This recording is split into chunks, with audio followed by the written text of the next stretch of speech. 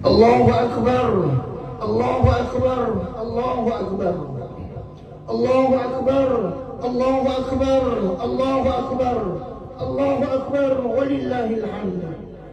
Alhamdulillah, alhamdulillah rabbil alamin, wa bihi nasta'in wa ala umuri dunya waddin. Wassalatu wassalamu ala rasulihil amin, sayyidina maulana Muhammadin wa ala alihi wa sahbihi ajma'in, amma ba'd.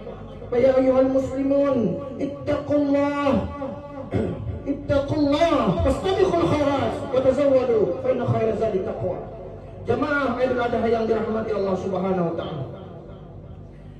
Pada hari ini dan hari-hari yang tasyrik yang seterusnya, kita diminta untuk bertakbir.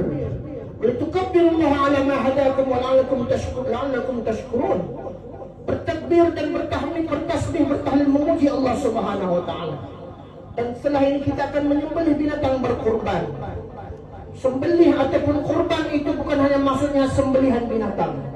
Kurban itu daripada kalimat qaruba, artinya dekat. Wa idza sa'alaka 'ibadi 'anni fa inni qarib. Kata Allah kepada Nabi Muhammad, beritahu kepada hamba-hambaku bahwa aku itu dekat dengan hamba-hambaku. Bila kita berkorban sebenarnya kita sedang mendekatkan diri kita kepada Allah Subhanahu wa taala. Andai ada masalah, dekatkan diri pada Allah. Itulah contoh teladan yang telah diberikan oleh para nabi dan para rasul. Bagaimana Nabi Ayyub, buka suratul Anbiya ayat 83 hingga 90. Ada 3 nabi di situ, baca betul-betul. Bagaimana Nabi Ayyub ketika diberikan kesakitan yang dahsyat, dia berkorban kepada Allah. Kenapa berkorban? Dia makin meningkat ibadatnya kepada Allah. Rabbi anni massaniya dur wa anta arhamur rahimin.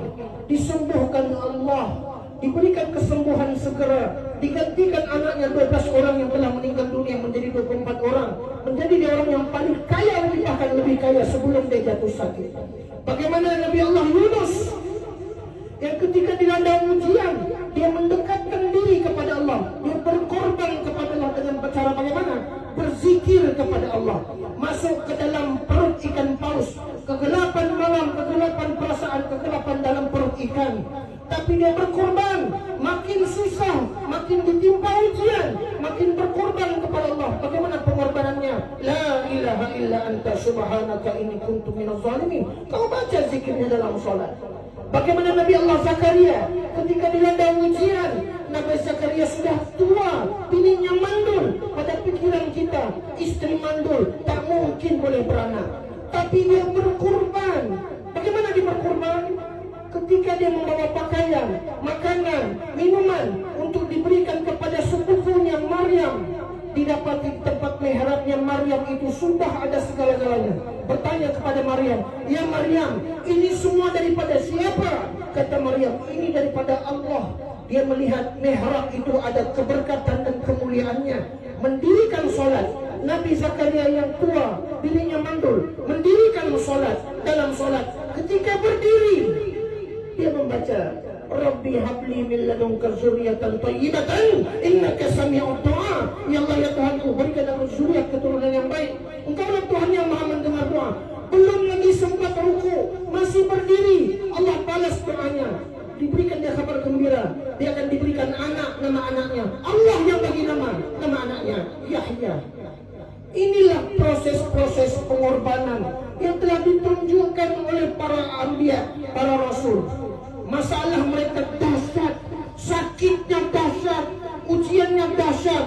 Bini tak boleh bersalin, tak boleh mengandung. Kita, ujian kita dahsyat kan? Sakit kita parah kan? Kita masuk dalam perut ikan kan? Ujian kita ringan saja. Kalau orang yang begitu dahsyat pun mendekat diri pada Allah, Allah terima. Apalagi kita manusia biasa, ujian kita biasa-biasa saja. Tapi kau bukan Nabi, kau orang biasa. Ketika dihendak ujian, kenapa kau tidak mendekatkan diri kepada Allah? Kenapa kau makin jauh?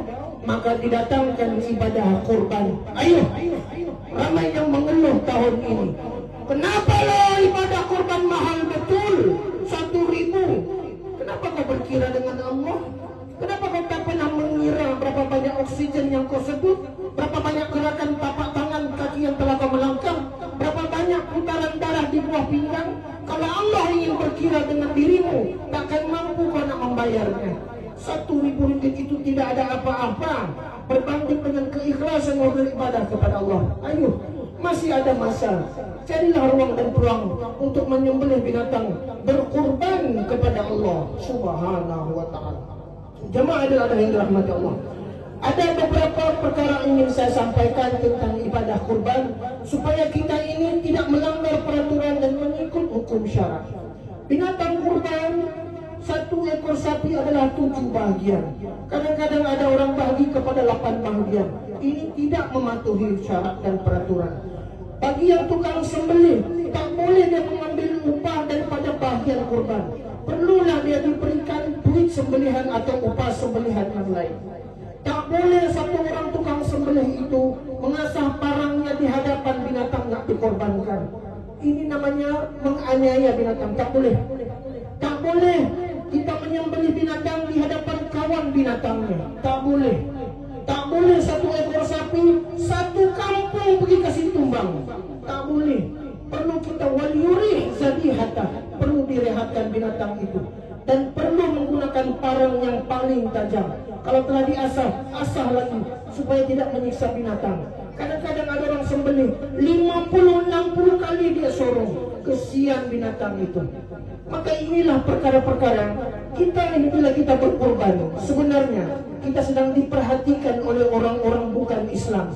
Mereka melihat Islam ini seperti agama kekejaman.